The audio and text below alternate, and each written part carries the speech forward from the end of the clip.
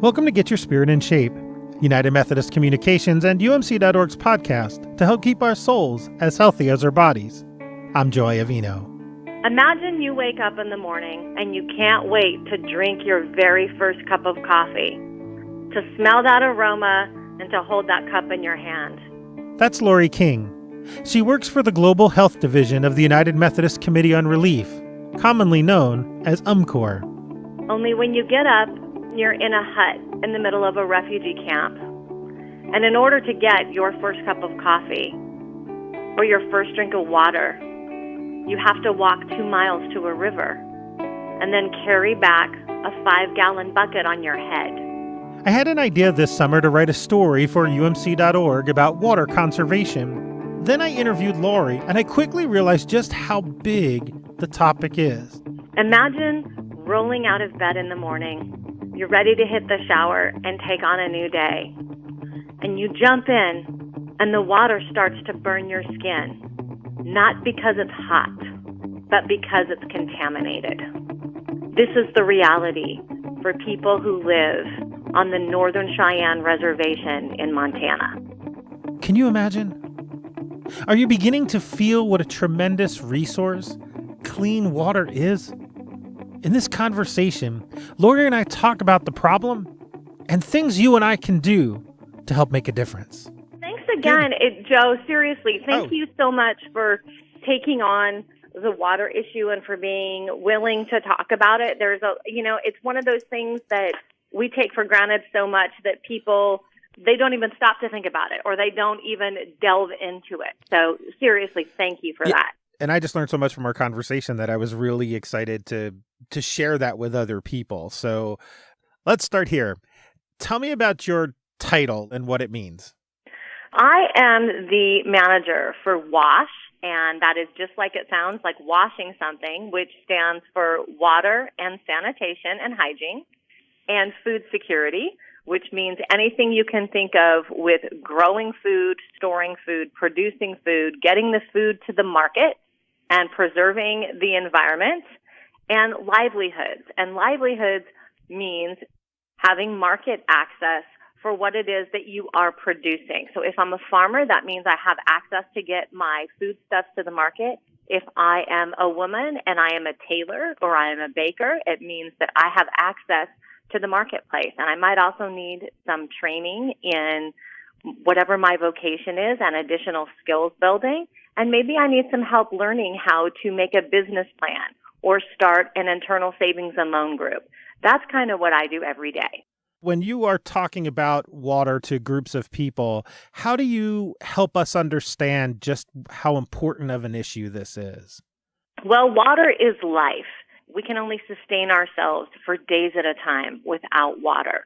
And our bodies are made up. Scientists, you can look this up, and there's always a varying percentage, but anywhere between like 83 to 96% water. Even our teeth have water in them. So water is vital to life. And what are some of the issues that come up across the globe? Well, across the world, the number one killer of children under 5 is diarrheal diseases. And diarrheal diseases come about from contaminated water sources.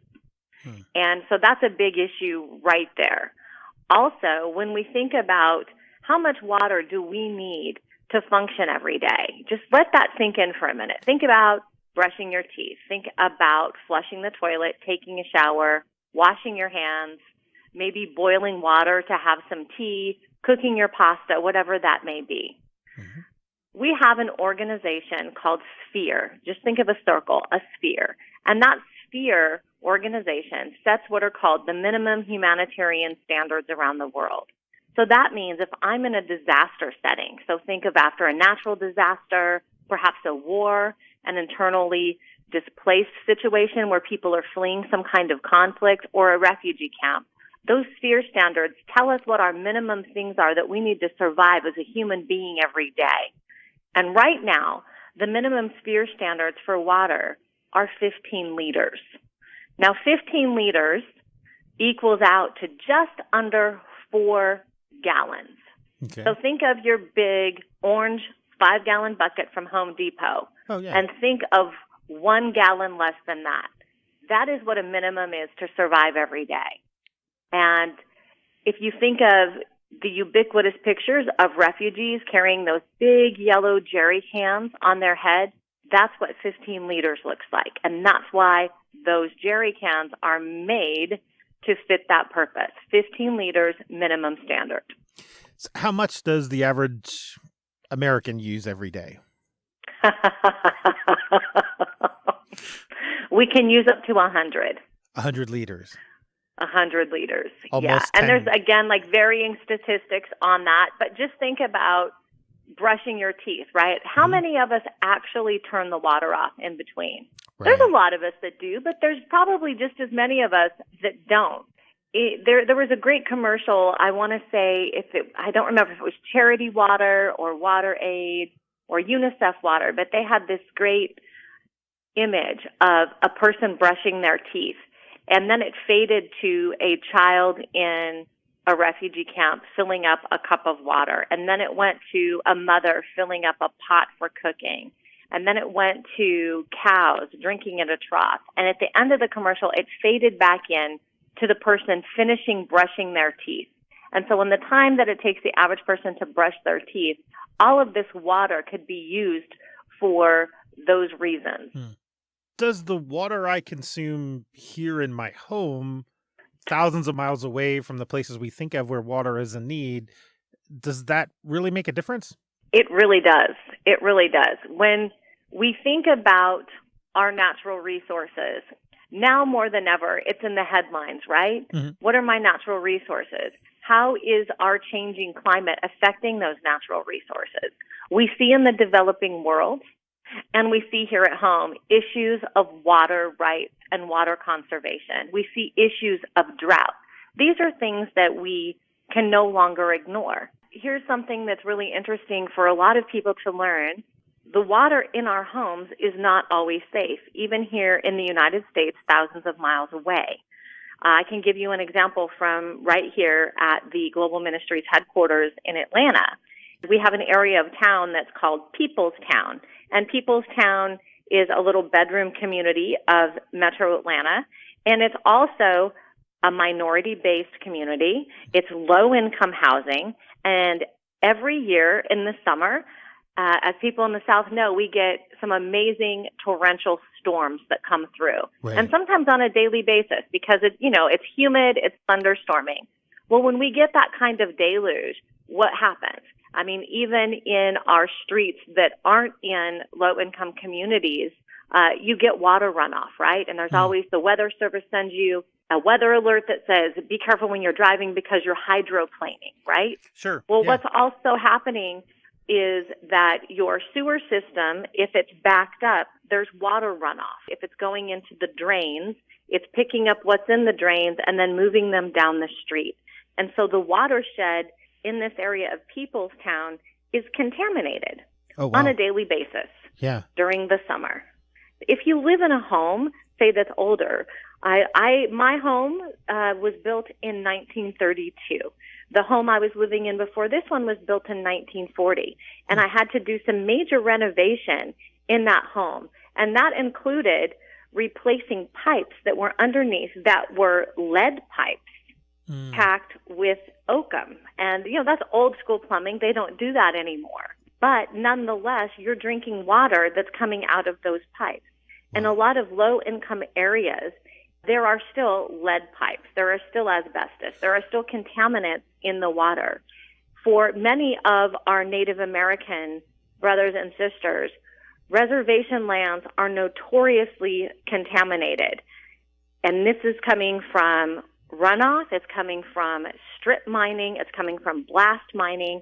I can give you an example of what's happening right now on the Northern Cheyenne Reservation in Montana. Blast mining has contaminated the first level of the water aquifer. And the water aquifer is a fancy way of saying that where the water lives underneath the surface of the ground. And it's usually there in levels. So we will refer to it as the first aquifer or the second aquifer. And so that also tells you how deep down you're going to have to drill in order to hit water, so right? the first aquifer is closest to the surface? Exactly. The Okay. first aquifer is the one that's closest to the surface. Well, because of blast mining, the first aquifer is contaminated. Ooh. So imagine that you're in the shower every morning, but you can't hang out in there too long because the water starts burning your skin because it's contaminated with sulfur dioxide because of the contaminants that were knocked into that aquifer by blasting. The water is not potable, and you can't even bathe in it. Wow. Yeah, this summer my daughter was on a mission trip on a reservation, and she learned about these issues firsthand, that these water issues, we tend to think of them as issues overseas, far away, those of us in the United States, but actually they're around us quite a bit, especially in Native American communities. And you and I talked before about for an article, and you mentioned things that I hadn't immediately thought of, but like Flint, Michigan, or what's happening in Standing Rock. Can you tell us some of the examples of places where you've seen these water crises? Well, I mean, the first ones that obviously come to mind for people, Flint, Michigan is one of them. And again, what are we dealing with? It's always that we have enough resources for everyone on this planet. The question is, who's holding access to those resources or the money to access those resources? Right. So we're constantly seeing over and over again, marginalized communities are taking the brunt of this. Perfect example is Flint. The community by itself does not have the means by which to defend itself. Luckily, they have somebody like Michael Moore, who's out there with his megaphone, who's from Flint, Michigan, making sure that everybody knows about this. But what about the places that don't? Okay. Another example in the United States I think of is Hinckley, California. Remember Aaron Brockovich? Yep. That was a true story, Yeah. right? Yeah. Hinckley, California is another one of those examples. Standing Rock, the water rights for Native peoples. This has more to do with than just water. It has to do with respecting their sovereignty and their land.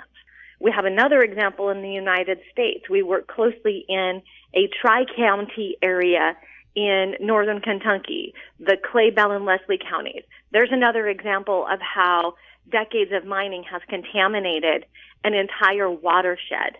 The water became undrinkable in those areas. A lot of United Methodists know that area as the Redbird Missionary area, right? That's what we're talking about? Yeah, we're talking about Redbird, exactly. Okay. And so Tracy Nolan, who's the program director there, has done an amazing, amazing job with her team of starting to mitigate this crisis. And they have built a wonderful water kiosk that's in a centralized region where people can come and get for 25 cents, they can get 5 gallons of water. And the reason that they charge for this water is so that they can upkeep the water kiosk, which is basically a water dispenser, right? Right. They've drilled down, they've capped it off, and they've made it so that you can access it in this way. And what's wonderful about the work they've done with that as well is the kiosk that they've built around that water dispenser also serves as a kind of hut or covering for the local farmers markets to take place on the weekend. Oh, wow. Okay. So they're providing a place to sell some food too and to buy some food. Exactly. Also, they've gone in and rehabbed the water systems in the schools now and retrofitted the pipes, filtered the water, and they have installed, the water dispensers now that you have in the airport or on a university campus. And you can get a bottle, you can fill your bottle? Yeah, you can fill your bottle, and then it tells you like how much bottles you've saved from being in a landfill and all of that. Yeah, they've installed that in the school there, and they have been working in partnership with the local government to retrofit and rehab the septic system that's there as well. So they're doing a complete watershed cleanup in the Redbird area. Wow, that's fantastic. One of the things that I've been surprised to learn as I researched this for a story was that bottled water is not a good solution. Is that right? Bottled water is not a good solution. And it started like seeping in, pardon the pun, but it was seeping in, right? Yeah. It was just like, this is what you did, bottled water. And sure, it was absolutely convenient, especially for those of us who would commute or we'd be at school. Hey, right. I don't have to get up and go outside to get a drink. But instead of getting a Nalgene bottle or something else. It was like, I must consume these bottles. And now these bottles are contributing to landfills. And you consuming bottled water is still not taking care of the contaminated watershed. It's still not giving the Native American people rights to their water. One of my favorite quotes from Nelson Mandela is this: when you are righting an act of poverty, it is not charity. It is justice. Wow. Bottled water is not addressing issues of justice. Right. And for most of us, the water that we consume from our tap is safe. It's absolutely safe. People will argue with you about this till the cows come home, so to speak. Okay. You know, Brita water filters, pure water filters. Sure. There are places in the United States where if you tested the tap water, you would go, ooh, there are more particulate matters per million. That's what we called, parts per million, ppm. It's a fancy thing that we say to measure how many particles of contaminants are in our water. And again, there are minimum safe standards that are set. How much can be in our water? There are always going to be particulates in the water. Right. There's also going to be a level of chlorination. Depending on where you live, you can also taste minerals in the water, right? Because where people are getting their water sources varies across the country. Where I grew up in Eugene, Oregon, we have some of like the sweetest, coldest, most delicious water in the world because it comes from the Cascade Range. It's unpolluted. It's wonderful. I crave the taste of that water. My water here in Atlanta tastes a bit different, but that's because of the geographic region where I am. It's probably a childhood thing, right? Right. It's like it's comfort water. Instead of comfort food, it's comfort water, right? Yeah. So I want to get down to concrete examples of what I can do in my house or in my daily living to help conserve water, to help work towards water justice. What are some things that I can do every day? Well, the first thing I'm thinking of is simply start to become aware of your water usage. If you're one of the people, and I am guilty of it too, if you're one of the people that lets the tap run while you're brushing your teeth, just start trying to not do that in the morning, right? Okay. Then try it again in the evening. When you're filling up a pot with water to make your pasta or boil potatoes or whatever it is, think, do I really need that much? You can reuse your water. You can also do rainwater catchment stuff. These are some wonderful things that you can do. For example, if you are having a home garden, if you do rainwater catchment, you can use that water to irrigate your garden. So that rainwater catchment thing, I hear about that, but how do you actually do that? Is it just put a barrel at the end of your gutter downspout, or? That is an extremely simplified thing. And Okay. so in its most simple form, that's exactly what happens. Okay. Yeah. There's better ways? You can Google it, and there's Okay. actually a system that you can get that will attach barrels to your gutter system. And they come with their own little pipes. They're retrofitted. It's super cool. And you can just fill that sucker up and then go out there and use it. Awesome. I highly recommend that, especially in areas like where we both live, where we get a significant amount of rainfall. Oh, and the other thing that came to my mind when you talk about brushing your teeth, and this is a simple one that I noticed for me, was shaving. I used to leave the water running while I was shaving and began to learn to use less that way. Anything else in the house? What are some other things that you think of? Showering is a huge one, and bathing. Here's an experiment people can try. Okay. And my son didn't believe me. I told him that he was using more water in a shower than he was taking a bath. He said, that's impossible. And I said, really? How about this? Next time you're in the bathtub, if you're still in a shower bathtub situation, I know a lot of us just have shower stalls now. But if you're still in one of those, have your kid get in there and do the drain plug and see how much water fills up by the time they're out. I would pretty much bet you that it's going to be ready to overflow before they're ready to get out.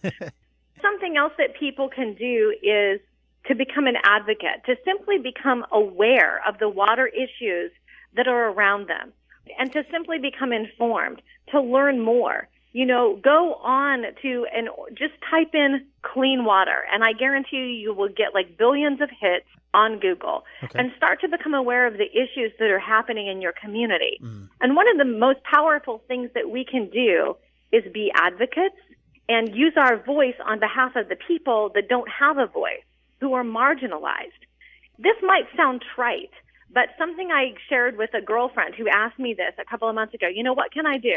And I'm like, do you remember Erin Brockovich? And she's like, yeah, but, it's just kind of hazy in there. I'm like, you know what? Go get a group of friends together. Go watch Erin Brockovich. Then tell me what you would do if that was happening in your community. What would you do? And begin to think about that. And then begin to advocate, because you know what? Critical mass does matter. Advocating at the county level, the state level, the federal level does make a difference.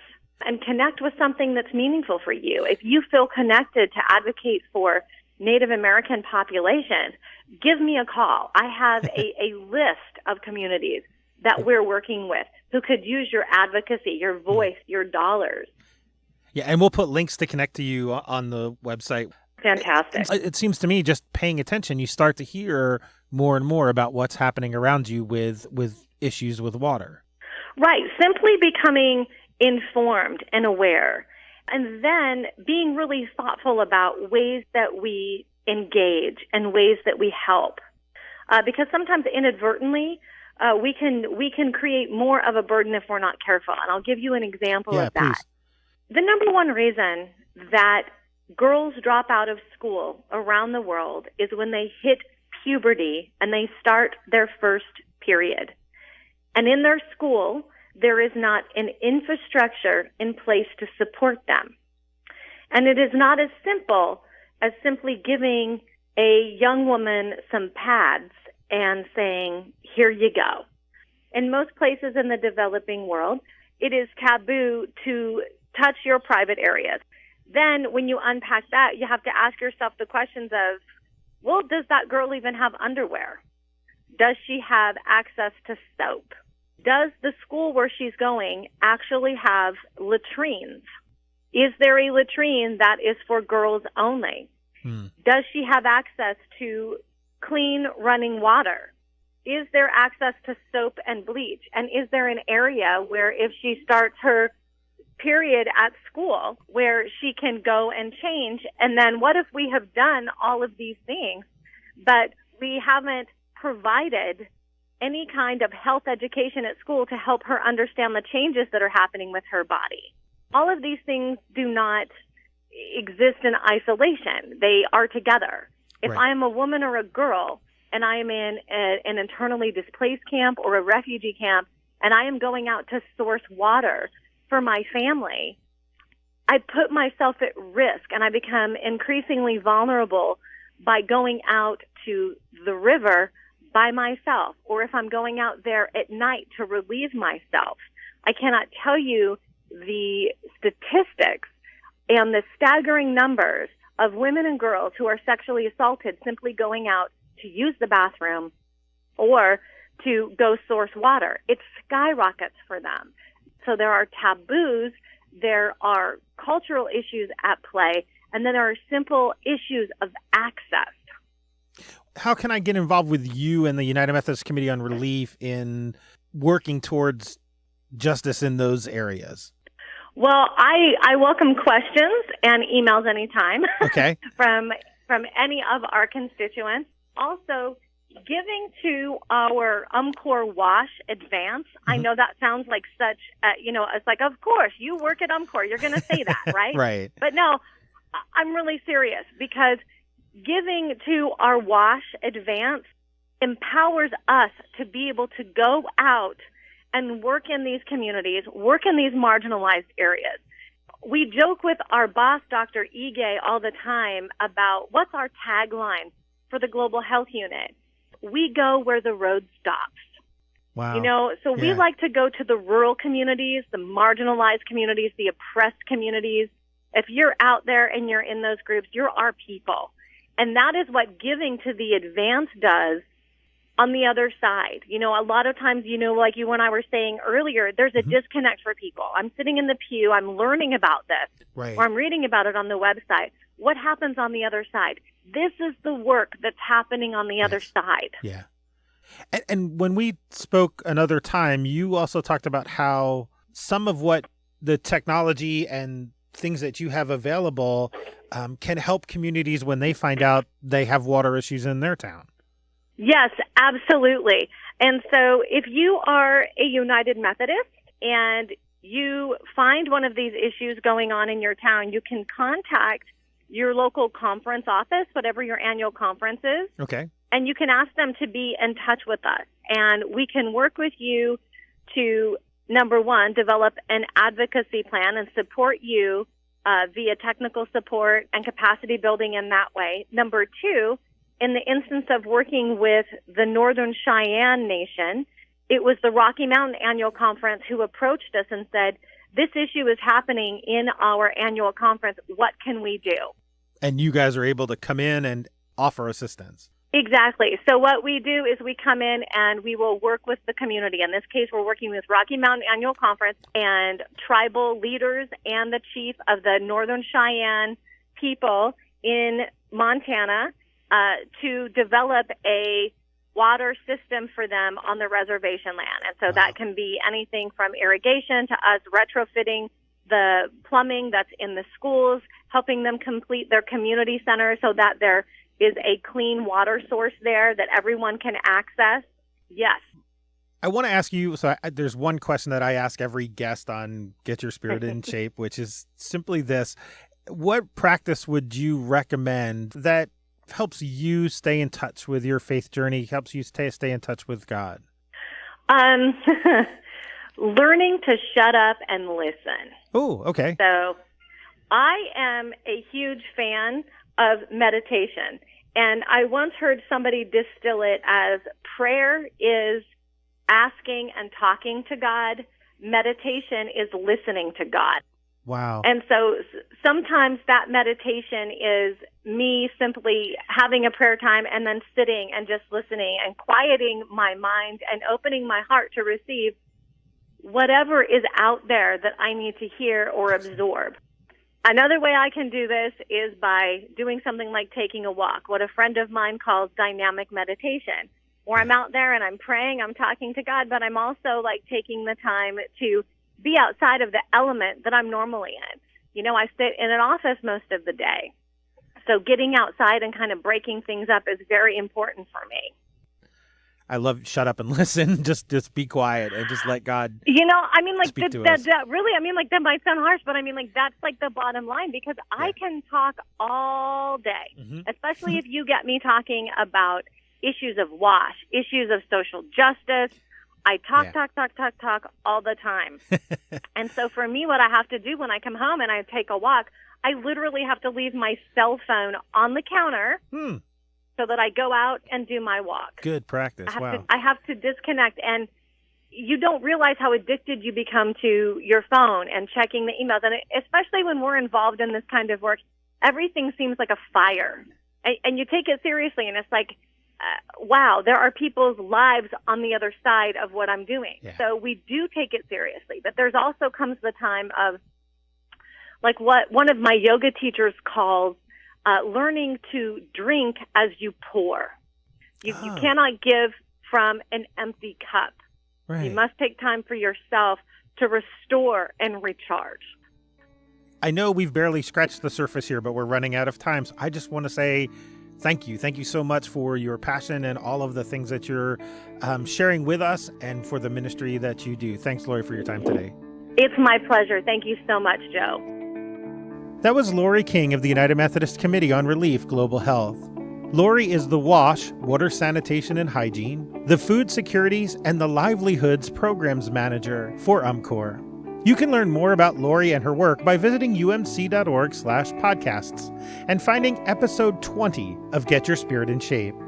We have links on that site to the UMCOR site, links to a United Methodist Women resource website on water conservation, and the story I wrote for umc.org for which I first interviewed Lorrie. There's also a link to my email address. Please use it. I love hearing from you. Now, before I go, I want to share with you a programming note and something I'm really excited about.